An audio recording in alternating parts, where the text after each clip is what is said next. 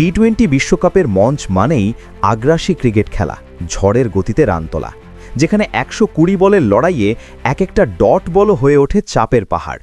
অথচ সেই বিশ্বকাপের ইতিহাসেই এমন এক তালিকা আছে যা বাংলাদেশের জন্য সুখকর নয়।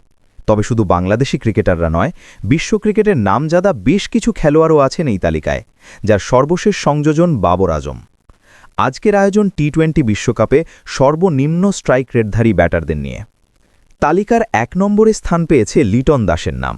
বাংলাদেশের সেরা ব্যাটারদের একজন হয়েও বিশ্বকাপে ২০ ইনিংস খেলে তার স্ট্রাইক ১০৫.২৭। লিটনের ঠিক পরেই আছেন মাহমুদুল্লাহ রিয়াদ। ফিনিশিং রোলে দায়িত্ব সামলামো রিয়াদের ৩৩ ইনিংসের স্ট্রাইক রেট মাত্র ১০৬.৭৫। আর টপ 3-র শেষ নামটা মুশফিকুর রহিম। ২৮ ইনিংস খেলে স্ট্রাইক রেট মাত্র ১০৭.৪৮। এবার বাকিদের দিকে নজর দেওয়া যাক। ৪ নম্বরের নামটা আফগানিস্তানের অলরাউন্ডার মোহাম্মদ নবীর। ৩২ ইনিংস খেলে তার স্ট্রাইক রেট ১০৯.৬৯। আর পঞ্চম স্থানে রয়েছেন পাকিস্তানের সাবেক তারকা মোহাম্মদ হাফিজ। ২৭ ইনিংসে স্ট্রাইক রেট ১১১.৮৭।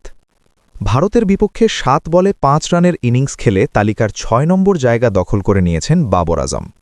বর্তমান সময়ে বিশ্ব ক্রিকেটের সেরা ব্যাটারদের একজন হয়েও বিশ্বমঞ্চে তার এমন পরিসংখ্যান কিছুটা অস্বস্তিকরই বটে।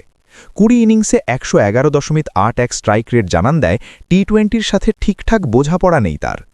এছাড়াও আরও কিছু নাম আছে তালিকায়।